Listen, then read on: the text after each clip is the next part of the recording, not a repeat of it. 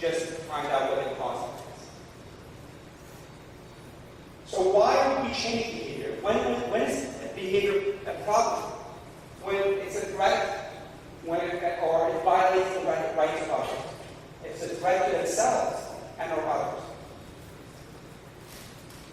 Types of difficult behavior: repetitive behaviors, wandering, agitation, anxiety, aggressive behaviors and catastrophic behavior, and paranoia, hallucination, delusion. Now this is my pet peeve. I have more people coming to me with 5 drugs for treatment of this thing, hallucination, where when I ask what the hallucination is, it's a lady sitting on a couch, and the person's not bothered by it, they're not affected by it in any way, but just because the healthcare worker heard the word hallucination, let's throw medicine at it. One after another. All hallucinations don't need to be treated. If it bothers the person, it affects them in a negative way, it creates anxiety. If it's common enough, it's then and only then that we'll start treating the hallucination. I can say that again.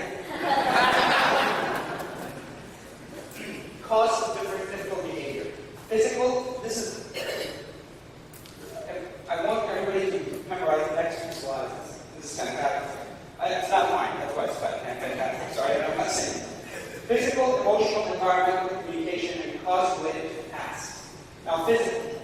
Chronic illness or pain, always look for a physical cause of this behavior. Acute illness, reactions to medication, urinary tract infection. It's the most common thing we see in the emergency room. Physical discomfort that they cannot communicate to you. Dehydration. They don't drink as much, so they are dehydrated, so they get agitated. Problems with seeing or hearing. Constipation, extremely common cause. Fatigue, disrupted sleep patterns. And as a result, the sleep pattern resolve, they give them medication at night, so the person doesn't sleep overnight, and in the morning they sleep, so the whole cycle is thrown off. Emotional causes. Depression can cause significant memory problems, but also behavior problems. And depression can happen at any stage. We think that if the disease has advanced, depression cannot happen. It's a different definition, different manifestation of depression, but it's still depression.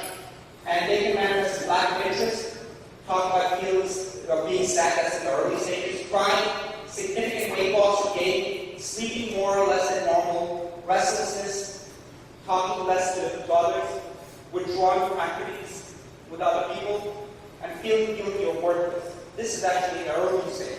And the later stages, it's somewhat difficult to still out what's depression and what's just behavioral. But the level is trying to get a sense that this person is different as far as affect and mood is concerned. Environmental causes and new environment. Now all this is about change. Changing what they're used to. Remember, simplicity.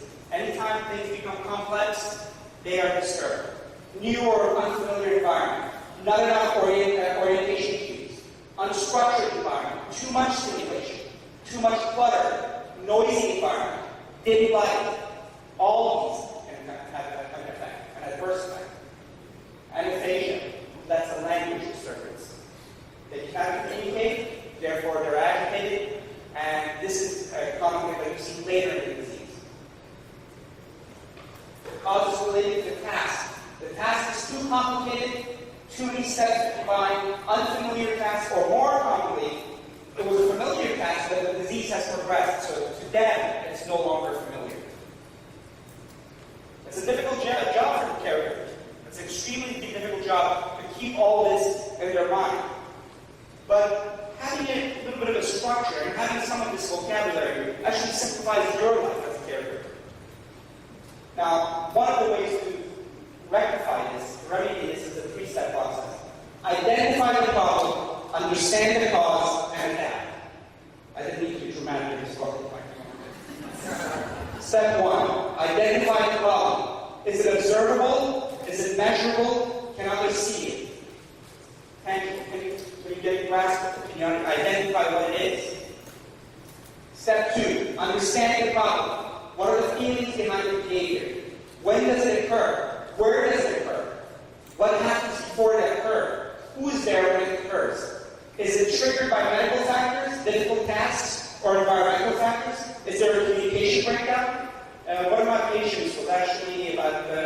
an hour and 10 minutes away from Loma, and was a frontotemporal lobe behavior patient.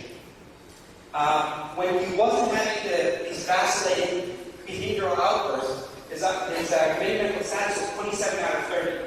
Meaning he was in very good shape. He communicated with you, he talked about everything, about baseball games, and with the judgment and everything.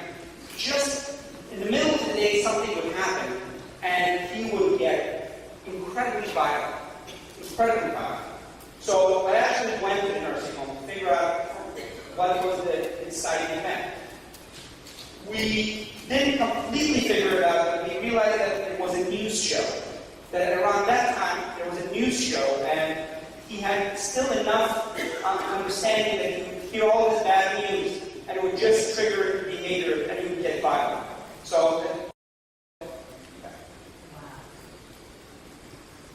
step 3, adapt. Caregiver has the ability to adapt, whereas the patient has, at the minimum, lesser ability to adapt. So, again, I hate to say this, but the burden falls on those who have the ability to adapt. So, just knowing that the other person doesn't have the ability to adapt, and you do, should give you a focus on what needs to be done, especially with the 3 steps. And set realistic goals, consider alternative approaches, brainstorm with others, select approaches and try for a week, keep track of what you did and what you saw. And if it doesn't work, try another technique. But not too many things at once. You have one behavior, one modification, and follow that and measure. Some of the things you do is distract and redirect. Don't argue with the confused person. Pay attention to feelings, be reassuring, set the tone, keep the environment simple, and choose battles wisely. Or, in fact, this is wrong. Just don't choose battles. So, these are some of the other things which are eye contact, change your face, humor, verbal reassurance, and encouragement. Understand the cause, pay attention to the feeling, be alert for sudden changes, be aware of personality traits, use distractions and redirection. Logic doesn't always work. Simplify the environment. Several of these are repeated over and over again. Establish routines, build on past habits. Knowing the person, simplifying into the core elements of that person, and trying one step at a time to see if you can make change. Major causes of mortality. So here's why early diagnosis and follow-up is important. This is the thing that we want to go out on. Major cause of mortality and morbidity is late treatment of behavioral disorders. Early identification of the behavioral disorders, that is. Early identification means behavioral environmental measures work, can start with mild drugs to control the progression of treatment, not forced into a high dose of strong medications, and not forced into irreversible decisions. So if you have an early behavior, you can control it much better than once it's out of, more advanced. And we're talking about some of the resources. NIA website has some great resources. That's the National Institute of Aging, and some resources. Now they're going with technology as a means of helping the elderly, and they're looking at community, which we're working with. And Loma really are working for the community-based approach to care. We realize that otherwise it's absolutely impossible for the healthcare system to address this. If it's not a community approach, it's not going to work. And of course, Alzheimer's Association. Their website, ALD.org, is absolutely a gem and an amazing resource. They deal from education to knowledge about the resources, and anything you want, they can help you with. They're a great resource. In fact, if you look at my notes in my clinic, I have an electronic where I click the thing. The fourth thing I have there is contact the Alzheimer's Association. There's my advertising for you. But it's true though. So this is the Alzheimer's website.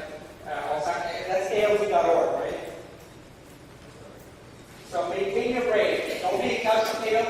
Be socially active, verbally and cognitively active, and physically active. Keep healthy habits. That's food, exercise, and basically what we do at Loma, these are our focuses. And this is our contact information. This is our website that is under construction. It will give you a lot more information on resources. The main title I want to focus on is resources. Not so much drugs or clinical trials and so on and so forth. Resources. I'm fairly new to Loma, so I'm still trying to figure out the lay of the land and figure out the resources available here. That's where the aging, all these community resources will come in to help out. Well, thank you so much for paying attention for such a hard talk. Thank you, Dr. Sherzai. Thank you so much. Dr. Sherzai gave his time this evening because there was some great insight on his disease. At this time, we're going to ask our panelists to come up, raise the screen. We're going to modify our panel this evening. We're going to allow you to ask a couple of questions, but what we really want you to do is to identify the great people that are on this panel that you can ask individual questions of. So we'll have a brief panel program, and then we'll have the panelists at their tables surrounding the room that you can ask individual questions of and get a lot more information. Now, you have an evaluation at your seat. We're going to ask you to fill out that evaluation. You fill that out because that's your ticket for potential door prizes. And we have some great door prizes that we want to give away at the end tonight. Also, we cannot go through tonight without recognizing one person who truly made this event happen. Our program director, Jimmy Louise Curry. Jimmy, raise your hand there, Jimmy. Okay, so let's get settled for the panel discussion here. I'm going to quickly introduce the panel. If you have a question for one of the panelists, raise your hand. I'll get you the microphone, okay? All right, joining Dr. Sherzai is Ashley Marone from Live Home. Give us 10 seconds on Live Home. What do you do? Live Home provides professional geriatric care management and non-medical in-home care. We have a team of geriatric professionals and trained dementia caregivers that are there to support you every step of the way. We're here as a resource to let you know that you're not alone. Mary Greenville from the Office of Aging, Riverside County. Mary. Good evening. I'm Mary Rinko with the Riverside County Office on Aging's Family Caregiver Support Program. For those of you who are not familiar with the Office on Aging, we provide a variety of services, including case management, nutrition services, information and assistance, senior home care, and the list goes on and on. We have a table in the back, a blue tablecloth. A lot of you have stopped by already. We welcome you to do so. We also hold the support group here at Los Angeles Center for caregivers. So please stop by and pick up a connect on this one. Mary Lou Marquez, Moynihan Lyons Law Firm. Mary Lou, what do you do? Good evening. I am not Connie Chung, by the way. People can ask me. And I'm not Carrie Ann from Against the Stars. My name is Mary Lou Marquez, and I'm with the Moynihan Lyons Law Firm. We are an elder law firm here in the city of Riverside that specializes in estate planning. And I get the unique pleasure of joining the firm as a social worker to help them create unique trusts, wills, and specialize legal aspects of your lives. For those who are listening carefully, mild cognitive impairment is so important to get those types of things and legal aspects prepared. And for you, if you haven't grabbed one of these from our table in the back, it is a free, complimentary 1-hour consultation with our firm, so please feel free to stop by. Finally, from the Alzheimer's Association, Sergio Torres Calderon. Sergio. Good evening, everybody. It's great to see you all.